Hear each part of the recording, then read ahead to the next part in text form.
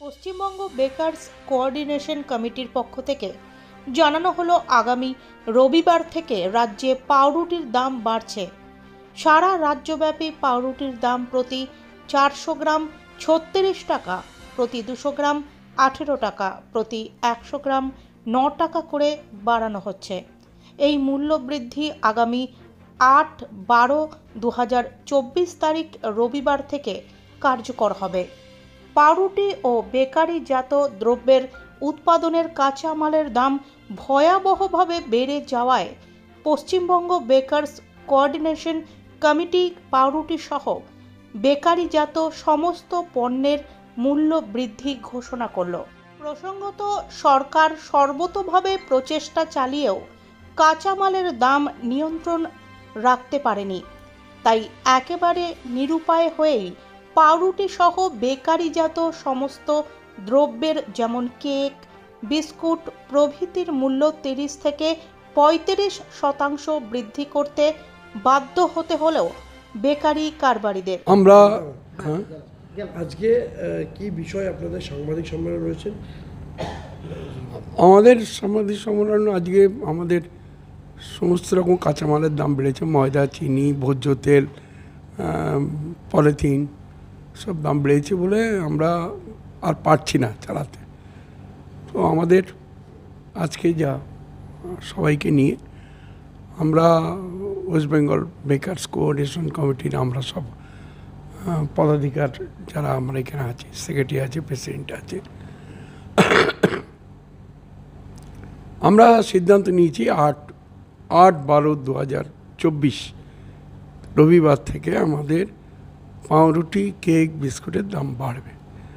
পাউরুটি আমরা আগে আমাদের 34 টাকা ছিল, না 32 টাকা, 32 টাকা ছিল, এখন 36 টাকা। আর বিস্কুট, কেক 30-35% বাড়বে। হঠাৎ করে এই যে 35% বিস্কুটের ক্ষেত্রে বলছেন 35% দাম বৃদ্ধি হোক, এতটা একসঙ্গে মানে একটা সাধারণ মানুষের পক্ষে কি অ্যাফোর্ড করা সম্ভব হবে? না, শুনুন, আমরা আপিল করছি, নিশ্চয়ই আমাদের সাথে কোঅপারেট করবেন।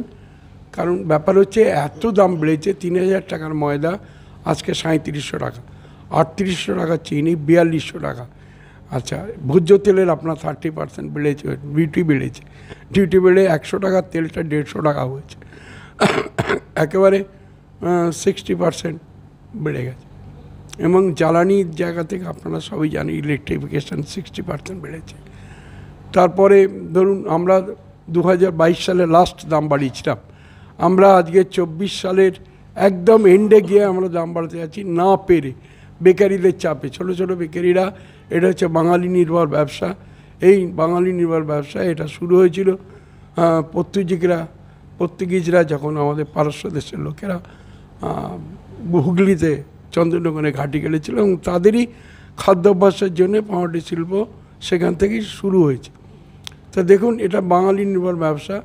এখন কর্পোরেট হাউস সবাই চলে এসছে, উইঙ্কিস এসছে, ব্রিটানিয়া এসছে, মিওমোরে এসছে, তারপর মুঞ্জেনিস এসছে। এদের সাথে পাল্লা দিতে গিয়ে আমরা 2 বছর ধরে প্রচণ্ড ক্ষতিগ্রস্ত হয়েছি, ব্যবসার লভ্যাংশ দেখতে পাইনি।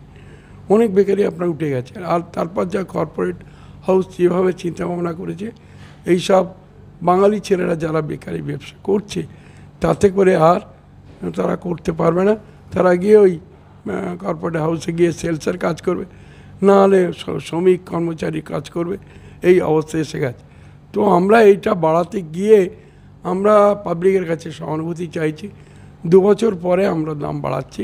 এটা আমরা পাবলিকের কাছে অনুরোধ করবো তারা যেন আমাদের সাথে কোঅপারেট করে। রাজ্য সরকারের সাথে কি কোনো রকম কোনো বৈঠক বা আপনাদের কিছু হয়েছে? না, আমরা সেন্ট্রাল গভর্নমেন্টকে বারবার বলেছি দামের একটা নির্ভরতা করা। সেই সেন্ট্রাল গভর্নমেন্ট কোনো কিছু করেন। রাজ্য সরকার তো আমাদের তো কিছু দেন না, ময়দাও দেয় না, চিনিও দেয় না, ভোজ্য তেলও দেয় না। এরা কন্ট্রোল করছে একদম টোটালি সেন্ট্রালের খাদ্য দপ্তর। তো বলে আমাদের কথা কেউ শুনছে না। আমাদের আন্ডান হয়ে আমরা compel to decide the revised rate. হ্যাঁ,